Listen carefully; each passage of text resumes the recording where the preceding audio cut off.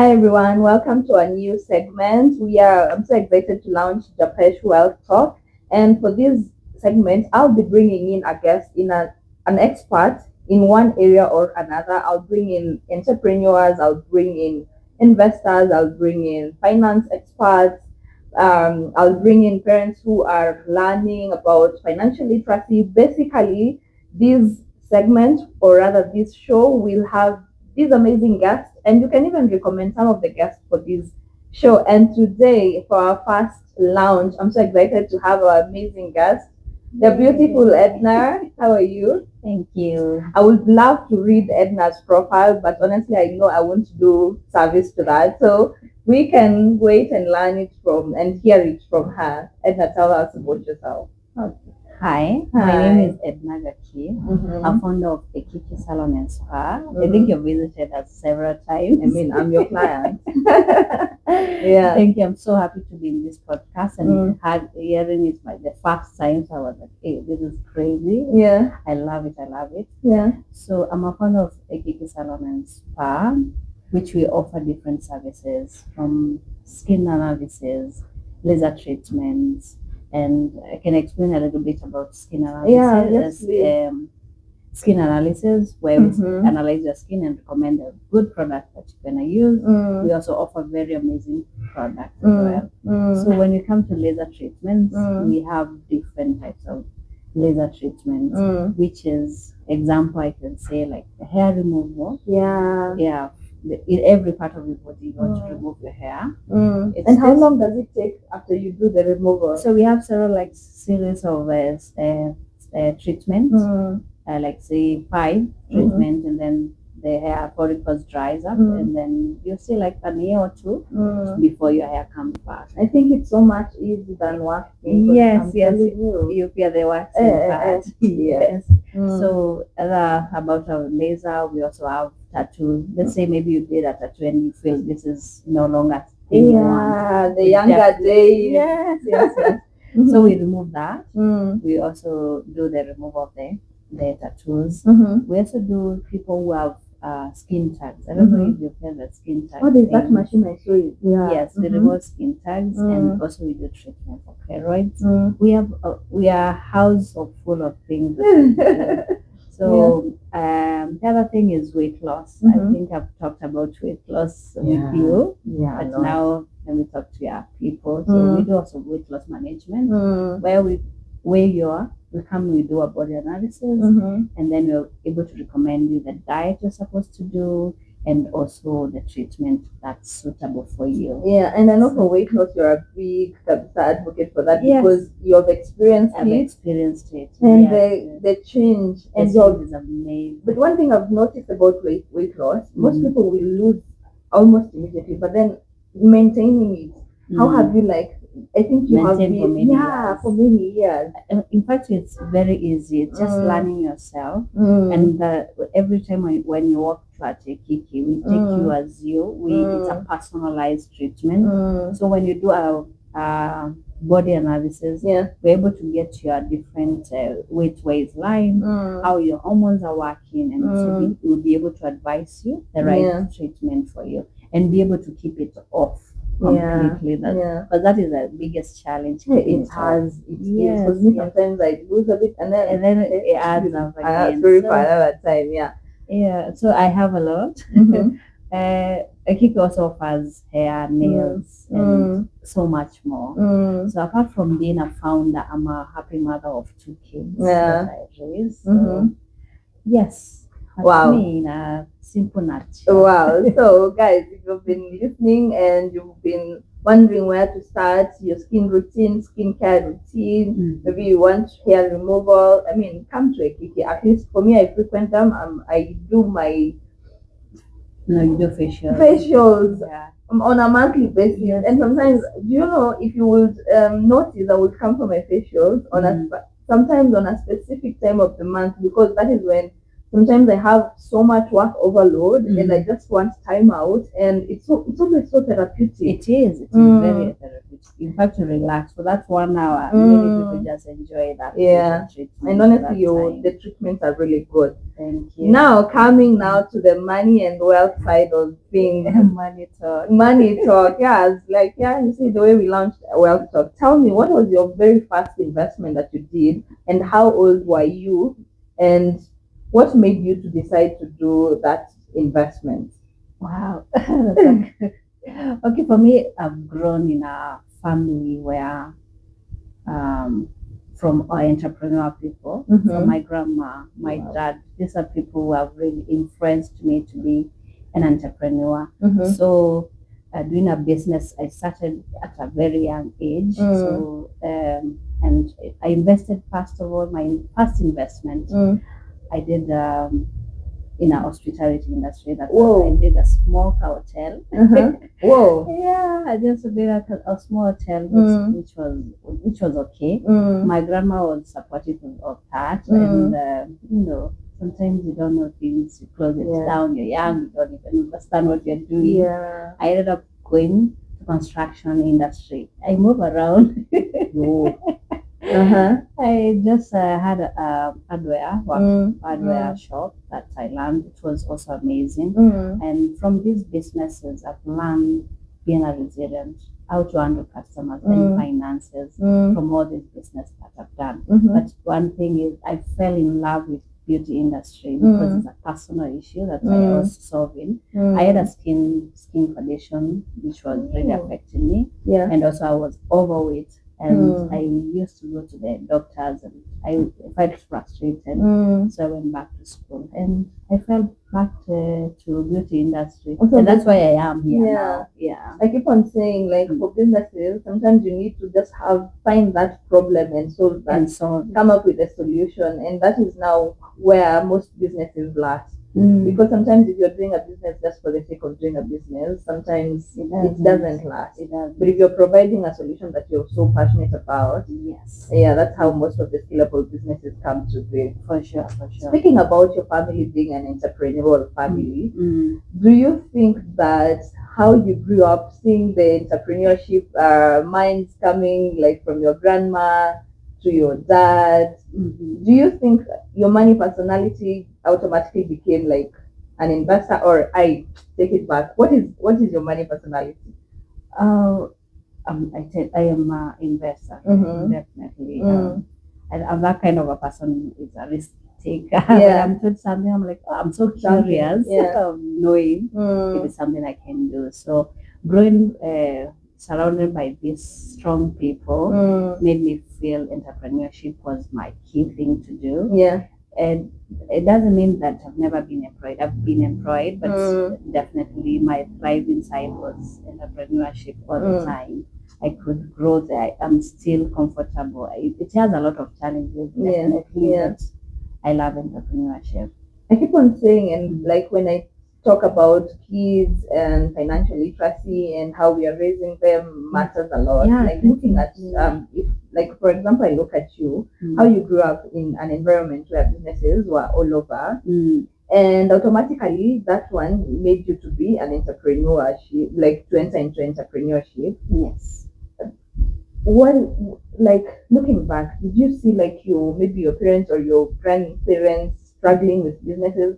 Or did you manage, like, how did you learn from them how to manage the chaotic that comes with entrepreneurship in terms of the mistakes that sometimes we as entrepreneurs make, like closing down the businesses and then opening them up again? Did you have that experience? Yes, I did. I did. And definitely at our old age, my old people, they could not like explain to you everything, but you could see the struggle they have, and you feel like, oh, this is struggling, but not like this time. This time you can be able to, like, you've brought a very nice place where you can bring your kids, learn more about money. That time you could be told, oh, the business is not working, we have decided to do this. So they're not explaining, you don't even understand what is happening.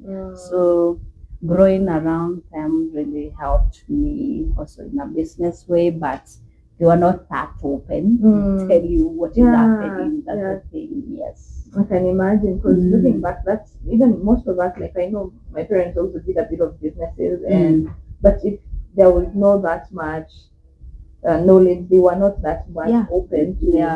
And I honestly don't blame them, because that's where they were. That's time. Anyway, now coming back, what inspired you to start your first business? First business. From, because I can imagine from the hotel industry. I think that was your first business. Business, yes. What inspired you to start? I'm a curious person at the time, so I got some money, and I was like, oh, what should I do? And then I was like, oh, let me do a hotel. That was just from nowhere. I didn't have like, oh, let me sit down. No. It was just a curiosity thing. And I was very young at that time, so that was my curiosity.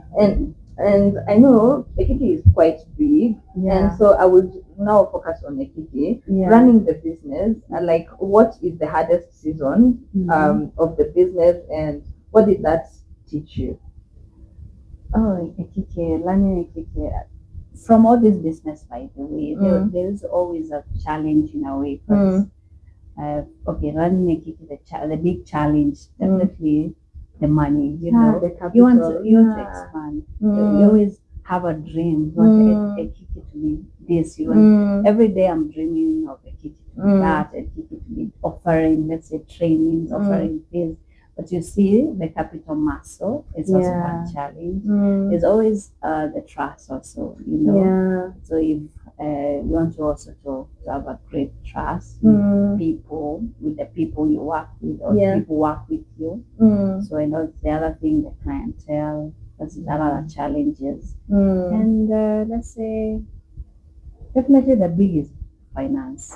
Because one thing is, where you find many people are offering spa treatments, and the prices is different. So you find someone tells you, I can get a facial for 1,000. And why are you charging yours? When you come to my place, I can charge you 1,000. That is crazy.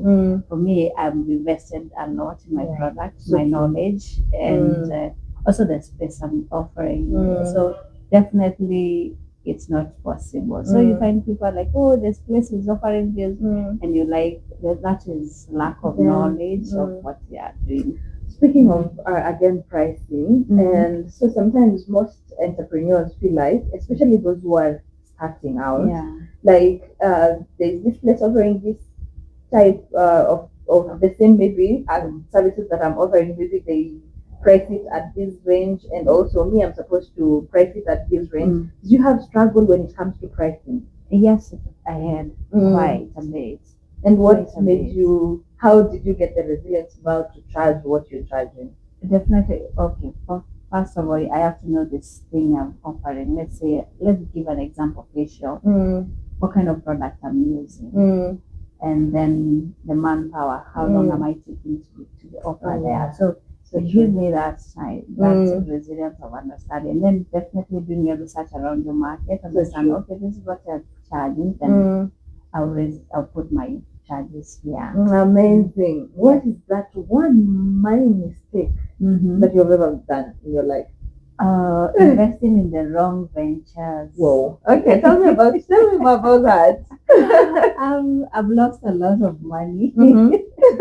But I've ever invested in forex exchange, and I lost a lot of money. Did you just go because someone was doing it? Because I know most people who tell me I haven't invested in forex. It's because of the hype. I think then someone tells you, oh, you're making money, you know. We're human beings. One thing I've come to realize, you have to be disciplined, you have to be consistent, you have to be.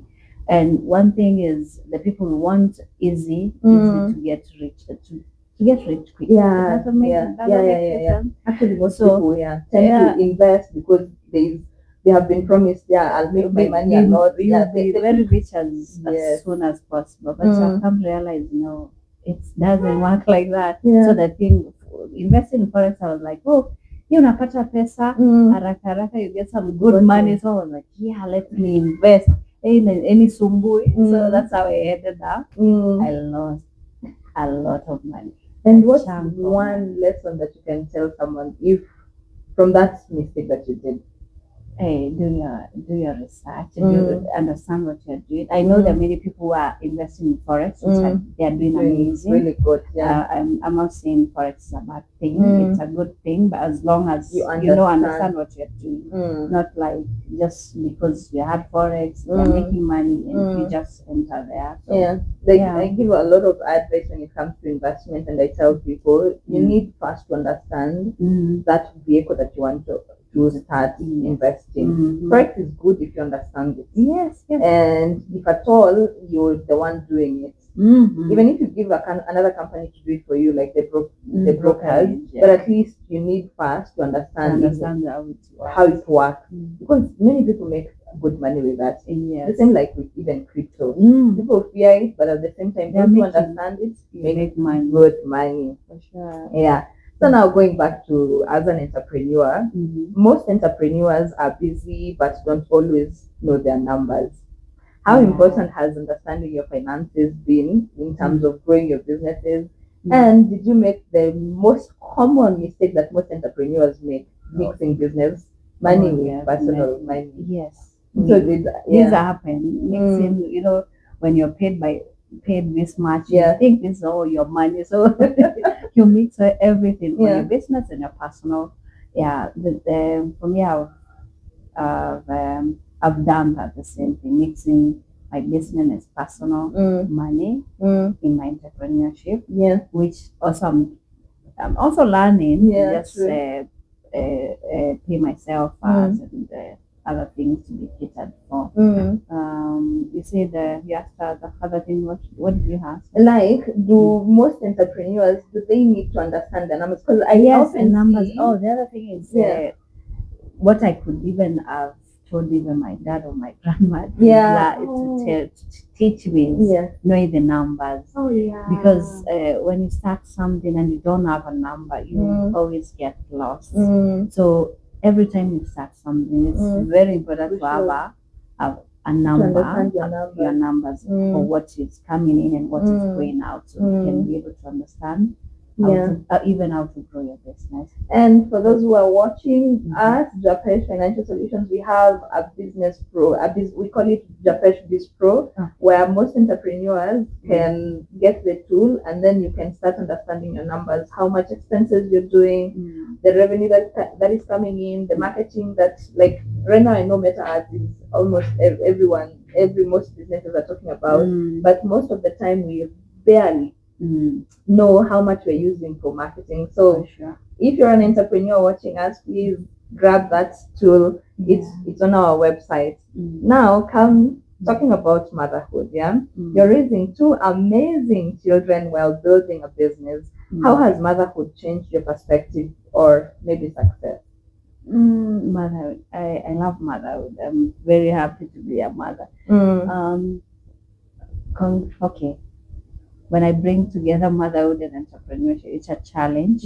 But I'm happy about it because I'm growing something that I hope my kids will take it to the next level or grow with it or be interested. But I know my kids sometimes they are like my daughter loves art, so she's into much art things, and she does amazing stuff. So I could love to also to grow her, but into entrepreneurship. I want her legacy where they can be proud of what I've created. And speaking of creating legacy, I know that one will come under wealth preservation, and sometimes we see even often in even Africa or even globally, sometimes as much as the founders are there, but most of the generational wealth or businesses, sometimes they even don't go to the second generation.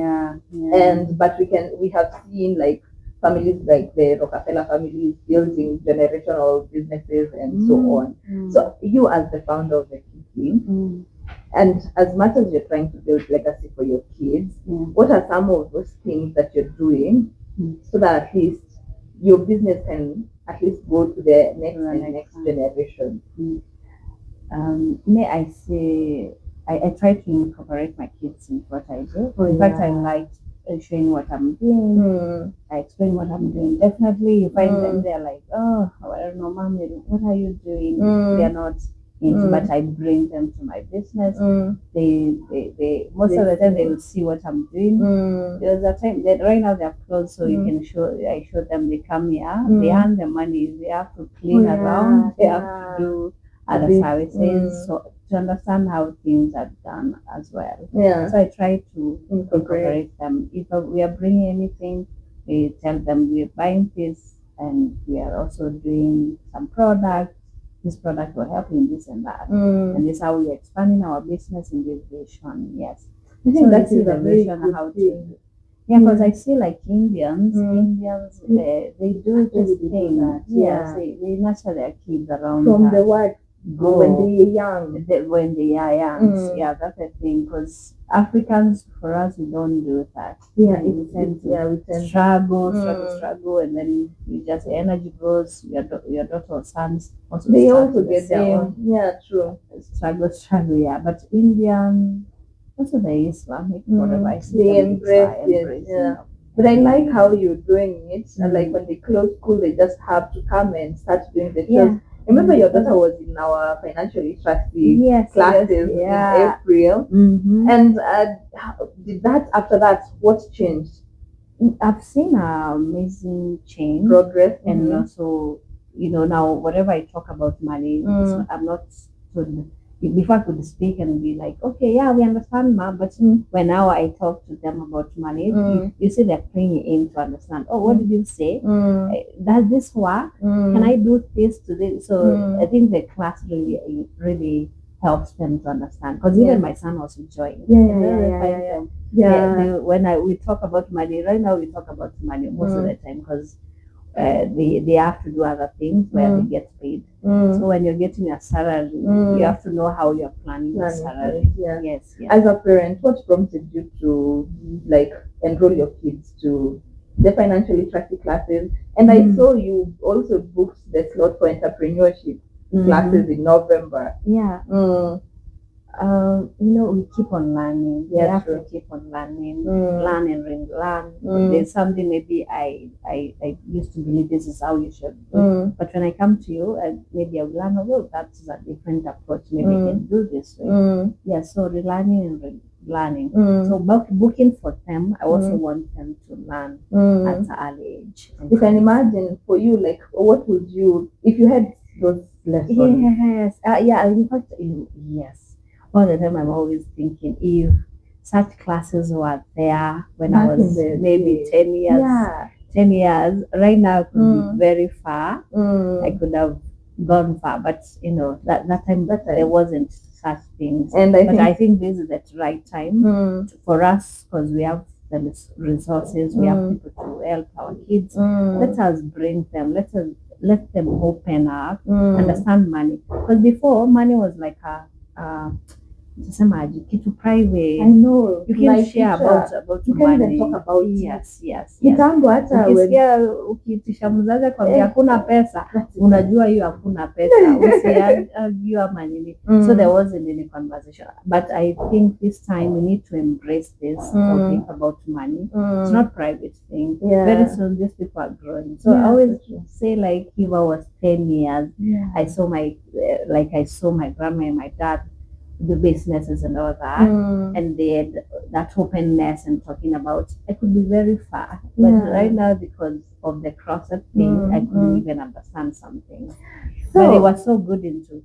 Have you saved? Have you saved? I know. When we were growing up, it's saving. But anyway, we appreciate them. We love them. So talking about the kids, what's that one money lesson that you're intentionally teaching your children that you wish you had learned while growing up? I definitely teach my children every time. And money you earn from the value you give.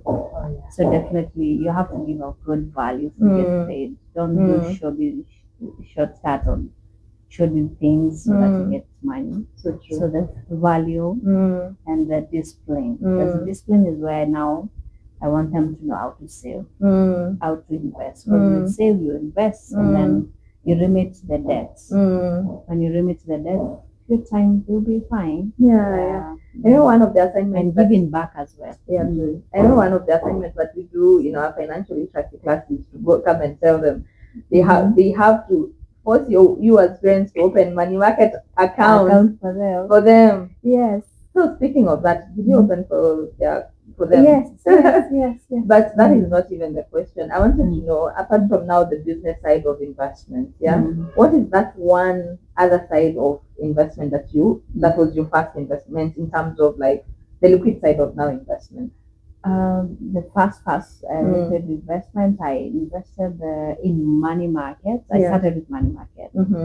You definitely start with the bank. Everyone. Like, no, there's something else. We went to money markets. Yes. And what was the other investment that you did?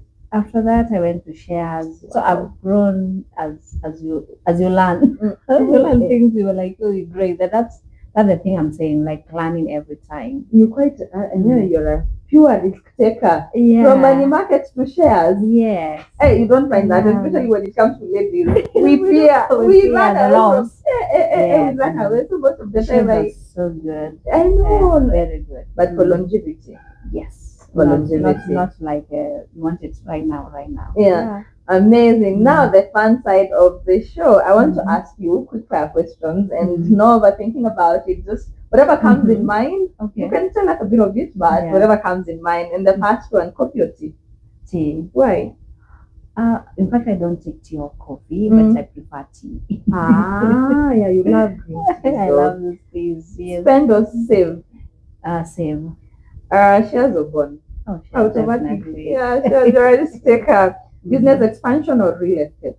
Business expansion. M-Pesa or bank card? M-Pesa. Yeah, it's easy. I want to check my money. I'm easy. Are you a morning person or a night owl? I'm a morning person. Online shopping or walking into the store? I love walking. It's so I need to touch. I need to touch and feel. Yeah. Okay, interesting. CEO mode or mom mode? Mom mode. Yeah, sometimes. Okay, invest 100,000 or travel for a week. Invest definitely. Yeah, I'll travel. After the interest comes in, you can travel with it. Salary or business income? Business income definitely. If you had to start over today, would you choose employment or entrepreneurship? Entrepreneurship. I think by now everyone knows that answer. So tell me one word your children will use to describe you. Oh, I know, I'm loving. Oh, that's sweet. Love. Yeah. And so now before we wind up, what's that one financial lesson you believe every parent should teach their children before they turn 18? What I could say is money is a tool. So we need to teach our kids to know this money is it's a tool which need to be used. How do you use it? That's true. True is investing, saving, reducing the debt and all that. Yeah. Same thing. And how it will help them in future. Because one thing about as a parent, you need to know, very important, because when you finish your high school, maybe went to university, finished, and you didn't even know how to, you have some salary, but you don't know how to use it. So it's very important to instill this at the young age right now. Yeah, so true. Yeah. And speaking about debt, like maybe a young entrepreneur is watching us, or just someone might not be even young, and they want to start their business, but they're stuck in the conversation, or they're stuck in their mind, like, where do I even start? The business that I want to start, the capital is not even enough. What would you advise that person? Oh, definitely start. Definitely start. Start as you grow. You grow. When you start now learning things and growing as you start. You can't wait for every capital, as in enough capital. No one will ever get that enough capital. So if you decided to start a business, definitely start right now. Yeah. The other thing is about the business is passion can drive you to open a business, right? But if you don't know your numbers or the financial side of it, that will maintain your business. So true. So it's very important to know your finances, because Yeah. you can start your business feeling like, oh, I'm starting the business, and then when now things get tough a little bit, you're like, "Ah, my passion has gone. Now let me close it down and move." Also, speaking about business, I want to learn about, like, to know your perspective of maybe starting a business with debt or loan. How do you? What's your perspective on about that? About that? Okay. Yeah. You know, when we were growing up, we told no debt, no debt. Yeah. That is good That as is long really as good. as long as you know The how to. good debt. It's starting a plain business from a debt. I think I can't advise that, but like expansion, you can now start having those conversations Wow. of the expansion, because that is good. You need to have that debt to just be able to grow. Wow. Yeah, it's not a bad thing. Come on, it's not. Actually, that is good. It's good as long as you're using it for the right the right thing. thing. I don't take a debt and then go and buy your clothes, buy Ask me, I remember that is one of my biggest Oh, you did? mistake. I did. I remember the first time I was in my 20s. That was my first money mistake. That's one of my many money mistakes that I did. I took a debt. I didn't have a plan, but I knew I just wanted to buy my first car. Oh. In my 20s, did I even know? Story For another day. But I'm telling you, that one messed me up because I had no plan on in terms of like repayments. Repayment plans. Yeah, and I keep on telling people why I do what I do is because of the many money mistakes that I have done. Yeah. But sometimes we find people confusing, like, no, I can't take a debt because I keep on hearing it's bad, it's bad. But I think for expansion, like you're explaining, it's really good. The debt is so good. It's not bad. As long as you know your, but at the same time, a debt that is at least slightly lower than what you're getting in. Yes. Amazing. As we wind up, tell us just one piece of advice for all entrepreneurs or anyone watching us. One thing that you would maybe lesson that they can learn from you. I could say consistent resilience, because sometimes you're in the business and sometimes you feel like you want to give up. It do happen, but you have to be consistent and resilient and focus on your vision, because if your vision is bigger, then definitely you're gonna push yourself to do better. I actually agree with you. Consistency, resilience, and sticking to your vision. Yes, because those things sometimes in a business, sometimes you feel like, oh, today I don't want to do this. What am I doing? It do happen, But when you're focused, you have a bigger vision. Definitely, there is that vision that you want to attain. Amazing. So Edna, what's next for you, and what exciting goals or dreams are you working towards over the next few years? Hey, to grow a Kiki.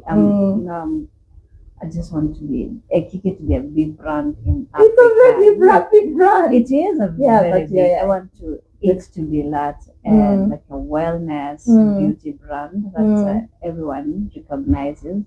Definitely through the training, mentoring, and also the product. And there's a lot of it. Amazing. I would want that vision to come today. Tell me one advice to your younger youth. Oh, my younger youth. Definitely never fear. I think I had a lot of fear in many things, but I think I could tell her to relax. Hey, you had fear in the way you have taken a lot of risk. I had a lot of fear. I don't know, but yes, I could tell my younger youth, just don't be fearful. I was fearful. And also speaking about younger you, what is that one money habit that you think you learned when you were growing up? And you would have really struggled with unlearning that habit. Okay. I've grown up as in my dad, like save. For me, I can save, and maybe we don't have even anything, and I won't take that money. Wow. Because it's so tricky. I'm like, no, I'll save, no withdrawing. I have to plan for that. So it's now it gets like sometimes, you want to, you have the money you want to use, but you're like, no, that was for something else. So it gets like I fight a lot in my mind. it's not a bad habit, I think, but also you want to balance it off in a way, so you don't be like some places. So basically, you are a hoarder. You hoard Yes, so much. Yes. And And I I'm will- working on that. You in fact you got it right. Hoarding. So I would I even try put it. like I would like I always say when I go to or I speak about money personalities and talk about this personality side, and I always say there are always someone has always two money personalities, and according to you, I think you're a saver and an investor. Yes. Weird combination. Yeah. Which is I don't know. I don't know is it a good thing or bad thing, but I have to balance it. Yeah, because one thing I know for sure, like you've said, like how you grew up understanding, like being told over and over, continue saving, continue saving. But sometimes most people who are savers, they maybe came from a background whereby that money wasn't there. Yeah. And so when they grow up, they hoard too much in fear of maybe you're gonna buy something. Lose it. Yes. Yeah, I don't want. I'll rather just have that money somewhere I can know and like risking it all. And for me it happened because now you have saved, and then this forex thing comes in, invest, the money goes. Then you believe whatever you are told. You're like, oh, for sure, that was a bad thing to do. So yeah, so true. That's quite interesting. The way people grow, it's different. And one of the quick fire question was either to do maybe online shopping or doing a walk-in shopping. When you do the and you choose walk-in shopping. Yes. So when you do that, do you always go with a list or do you just go spend free? No. I don't spend free. I'm that kind of a person who says I like that thing. Yeah, I plan for that. Wow. I don't. You're so like I will say you're one. I know. Most of the women. Yeah. I know we are there. Even my husband said, "Oh, but you liked it. You can take the two of them or three of them." I'm like, no. I'll come for it later. Wow, I honestly, which is really also that financial discipline. Yeah, but sometimes I feel it's very tight. I can imagine sometimes if I look at it, so many of us are trying to get that financial discipline. And sometimes it's so difficult, especially if you're a spender. For me, I'm a spender. And one thing I always say, for me to have that financial discipline or how I've started managing it is just having a sinking fund set aside for that. Yeah, for whatever I want, or even if I just go somewhere and I know I've set aside my sinking fund, I can just spend the way I want. Yes. Also, may I do the same. I save for maybe if I want to buy something. Yeah. But maybe I've saved 10K. I can go there and then spend all of 10K. No, it has to mean okay. Right now, I've decided to spend maybe 3K. Yeah, you will do that. At 3K. Yeah, and leave the other one. But how did that financial discipline come to be, or you had it all through? I said that from childhood. And I can give you a backstory a little bit. My grandma could even sit with me and tell me how she could get money from the market. She was a lady selling vegetables from the market and get money. And what she would do, she didn't have a bank account. So what she would do is just take a container with the money there and now hide it somewhere. So when the end month comes, she had a very good friend of ours, which she could go and ask. The lady was employed like the government or something. How much did you have for your salary? And then she gets okay. She got this much. She goes to a bank now and calculates her money. She's like, oh, I'm getting more money than my friend. Yeah. So I grew in that state of being told you have to save, even if you have 10 bob, you have to know how to save that 10 bob. So so it's a way of life that I've grown from being child up there. Then my dad could be, how much have you saved? And maybe I've been employed, but you have to save. Wait a minute, you've ever been employed? Yes. Yes. Wow, tell me a bit more about that. I've worked with only 2 companies. I think I've worked with only 2 companies. That is Nestle Nestle, which was so good company for me for my Quite a while. trial and Yeah. error. When today I don't feel like working, I go start a business, move out, go back again.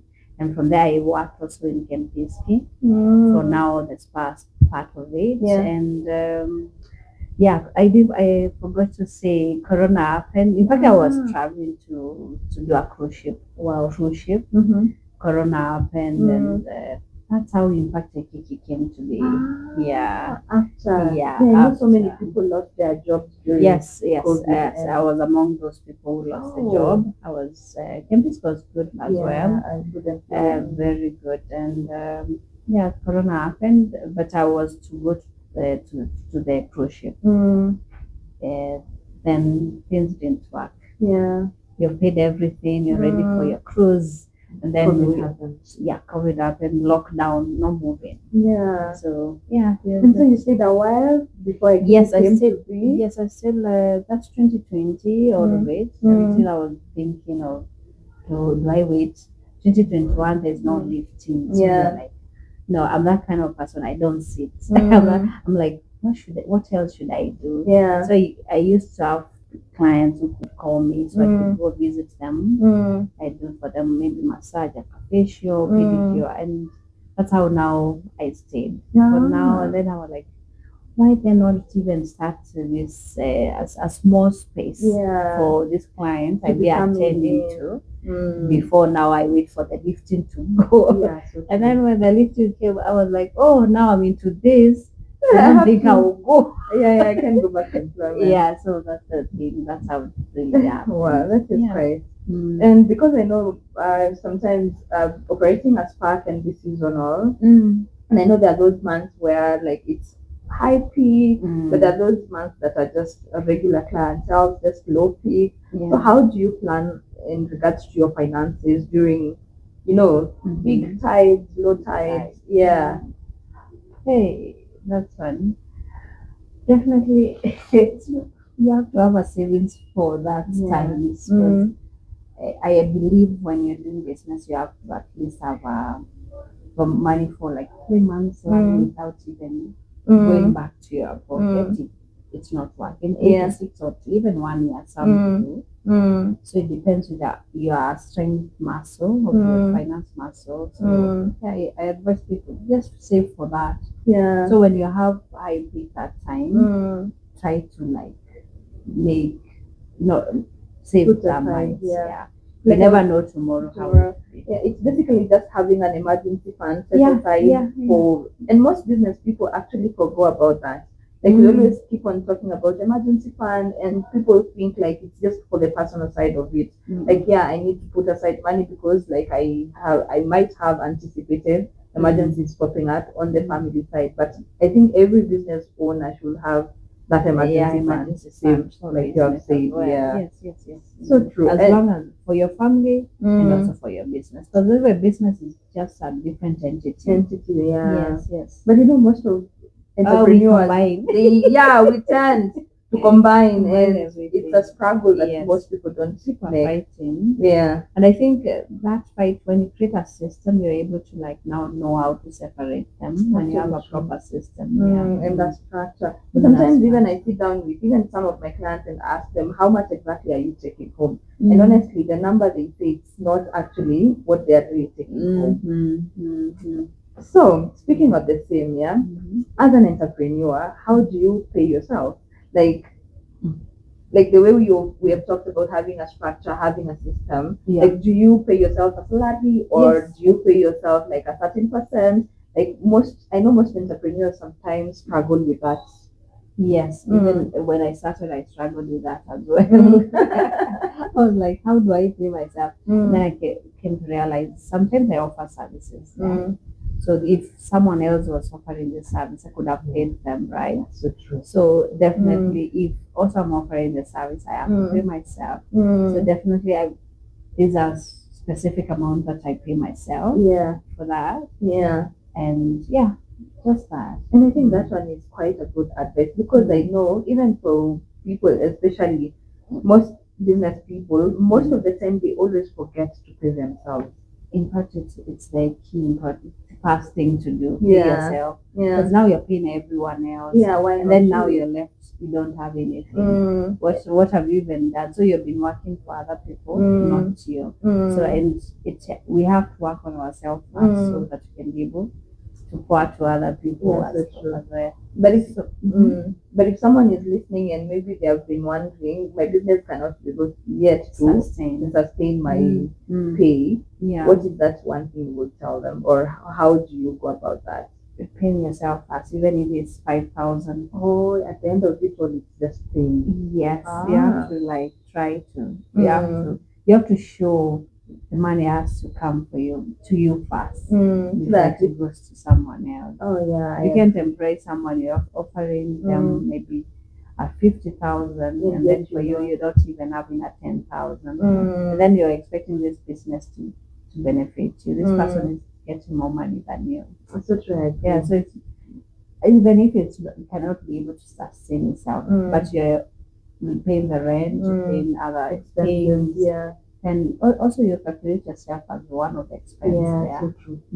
There's also an advice I always say, sometimes you're maybe starting out, your business is still small, but you feel like, it cannot be able to pay my salary. Me, I always advise this. You can let the business owe you that money. And when that business is good, or rather has expanded good enough, now you can start now recouping. Yeah, recouping and paying yourself that loan that you loaned that business. Because I think many people don't do that. They can't do that. I am when you're expanding, in fact you forget. You're like, oh, have expanded, so let's continue. You forget. Then you continue with the same old mentality. Yeah, so true. I agree.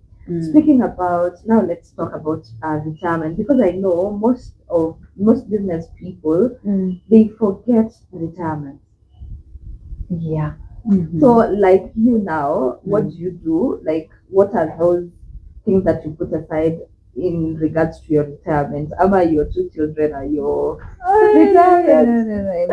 No. That I can't even count. My kids to be my retirement.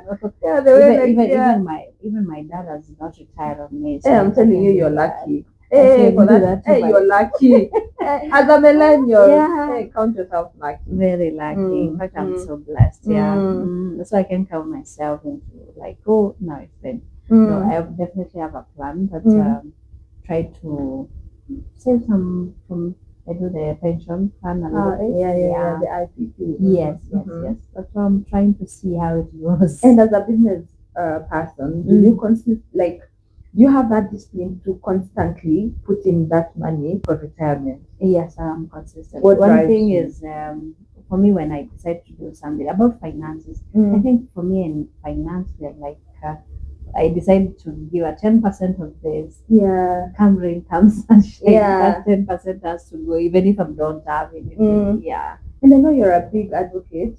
Speaking of like finances, and I know you have attended almost all our financial literacy classes, and also you have attended other people's master classes in regards to finances, businesses. What drives you? Oh God, finance. You know, money. Money is like it's everything. Because we talk about money. It's a mode of payment, mode of everything.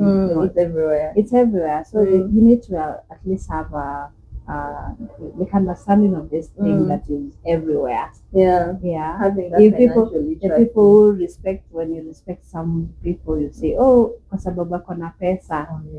So why am I not supposed to be involved in this money talk? So it's so good to be involved in this money talk to understand it and even to like understand how it's being used. Today, in fact, I met someone who was telling me, oh, you know, the money thing, people are complaining there's no money. And I said, no, don't say that there's no money. There's money. It's only maybe you don't have, but people, they say, by the way, there's money. So it's also mindset. Many people, the mindset. So going through these trainings, I find the mindset of money is totally different from other people. So you find people, the way they think about money is totally different. So that's the reason if I get any money talk, I just like enroll. Yeah. And I know recently we are doing parent money classes. We have started, like, because I believe, like, as much as we as parents are trying to educate our kids in regards to financial literacy, people are doing different things at home. So I decided to come up with that parent money class, and I know you have attended. You attended our first cohort. So as a parent who is listening, what is that one advice that you would tell them in regards to at least joining such a class? It's, when they join the class, I know they get a lot of things. You might be knowing about money, but when you join this class, there's a perspective that you definitely get. One thing is, I've told you, I've got different places listen about money, but you get different perspective of how the money is being. So joining your class really like expound this. There's a lot of things that we get from even your discussion as a parent, and also it helps a parent to how to, because you have to be a parent to know how to transfer that knowledge to your kids, right?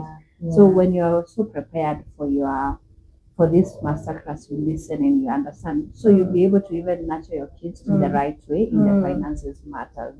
Yeah, and it's a good thing, a good community. Yeah, I like that. So tell me, what does financial freedom look? Financial freedom. Yeah. Why do people say I love financial freedom? I want to be financial freedom. Yeah. I don't think there's financial freedom. Yeah, there is, where you can go do today. I'm here. I'm having my lunch where and this. Yeah, it's a good. But I think it's a mindset on that. You can also do that.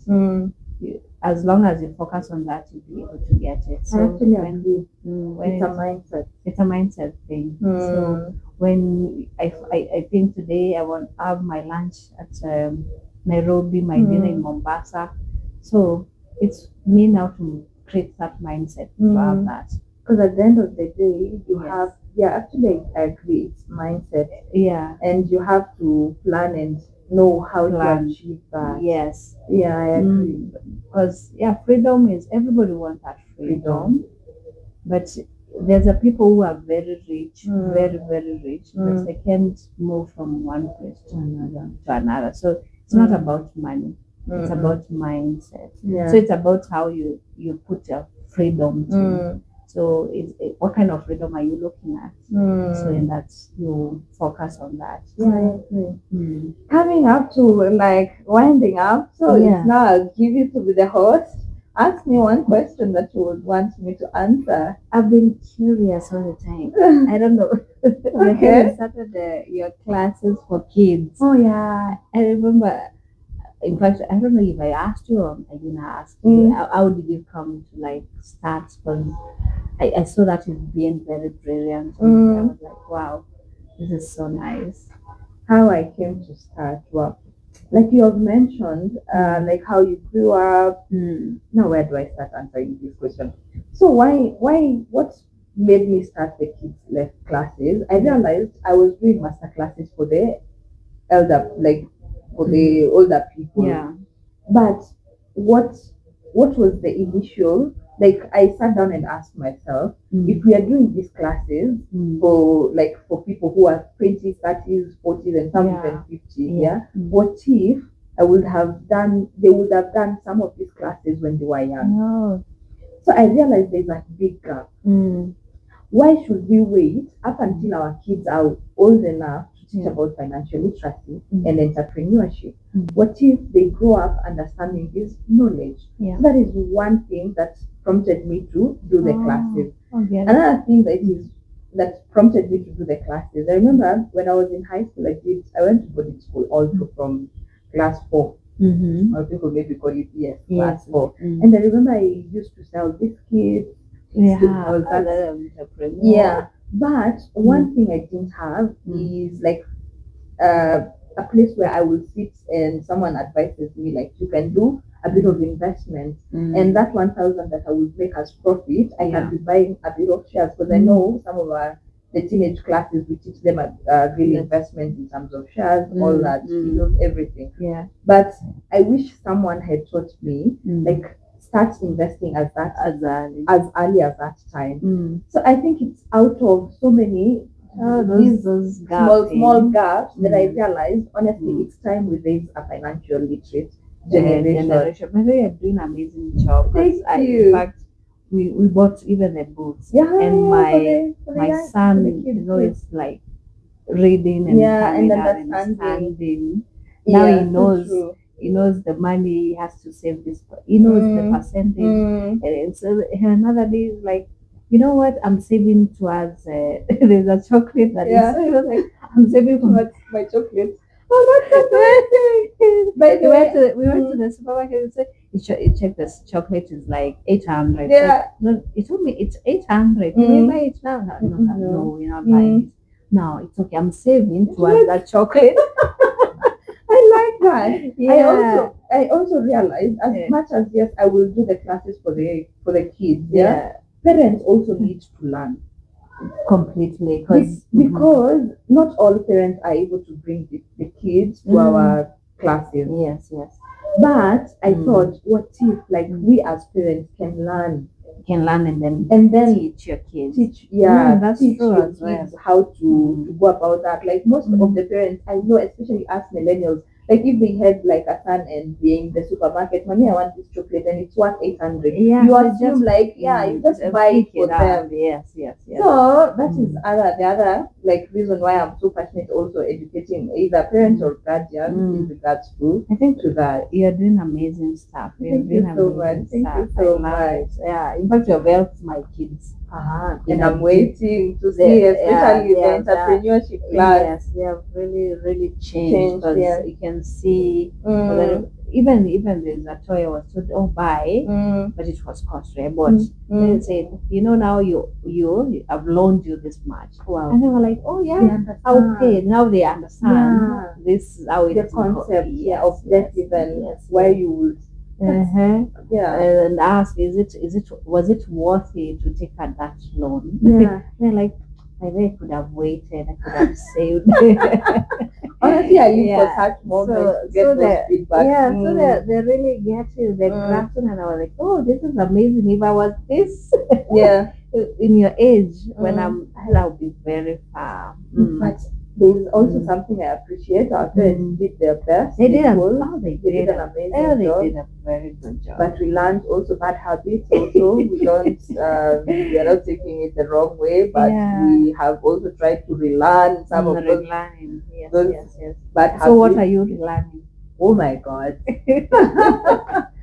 So for me, one thing that I'm relearning or I've managed to relearn is planning, like doing a budget, and planning for whatever I want to buy. Yeah, I came for me, if I look at my background, I come from a background where money was there, but it was a little tight. Money was just for the things that we needed. Important, My parents took me to good school, yes, but it was we didn't have that extra shilling to slightly spend here and there. Yeah. So after growing up from that environment, I became a spender. Oh, a very big spender, by the way. So relearning that habit. That habit. It's part of my personality. Yeah.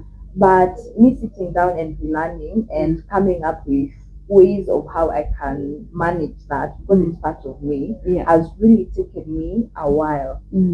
But at least right now I would say I'm there. Because before I spend, I have to have a budget. Before I do that, I have to plan for whatever. But at the same time, why I come, I don't also deny myself, because I've set aside a joy fund for me coming to your spa every month. It's not that cheap. It's not cheap. So I've also learned also to give myself that joy fund, but at the same time with a plan. Yeah, it's very good. So that is what I've been maneuvering. It's good to know. Yeah, one thing also I'm relearning. I think also another thing is I have so many, when when I got employed, I got a good job. I was in like getting okay money. Yeah. I didn't have a plan, so I had so much money leaks. And I wouldn't understand where my money is going. I'm in my 20s. I don't have so many responsibilities. Yeah, I so didn't you have just kids yet. So I would just, grow it up. yeah. Hey, me, I'm telling you, acha tu. Mani wale walikuwa wanangojea mshahara ukipata. Hey, Umeenda. ndio hiyo nimeenda hiyo siku ndio I'll go and realize I need to buy how many pairs of shoes, clothes. yes. I was that, and sometimes I realize even that side of relearning, or rather learning when you're in your 20s and getting your money. When you're in your 30s, relearning it sometimes really takes time. Yeah. So I'm also relearning that, and I think I've maneuvered and managed it. So I would say those are some of the habits and relearning that I'm taking. You're doing amazing stuff. Thank you so much. Relearning all good. Yeah. Me spending. You've never been, but it's how you grew up. You should appreciate. By the way, no. I do appreciate that. Yes. Wow, thank you so much. Thank you very much for having me. Yes, and you've been watching us, so tell us where we can find you. Oh my God. Oh, Kiki, we are at Astro Regis along Kiambu Road. We're in second floor, suite B6. And if someone would want to come for your treatment, maybe you can tell us your number. We have different treatments. So when you can book us, can call us 07 16 39 36 53. Okay. Yes. Thank you so much. I'll also maybe leave your number on the description. Yes. And your social media. Just also follow us. Oh my God. Follow us in our social media from IG, Facebook, TikTok, LinkedIn. We are all a Kiki Salon and Spa. Okay. Yes. Thank you so much. I hope you enjoyed the show, and I know like we have talked a lot. As a business person, as an entrepreneur, I know there's so many things that you've gotten from a Kiki, and if this brought value, you can share it, and don't forget to subscribe for more of these. I'll be bringing in a guest on every show that we tend to talk about. We will talk about diverse topics, and I know out of these you can learn one or two things, and you can relearn one or two things that you've been struggling with. And hey, I would love to hear from you what is your biggest takeout on the comments below. Till next time, see you.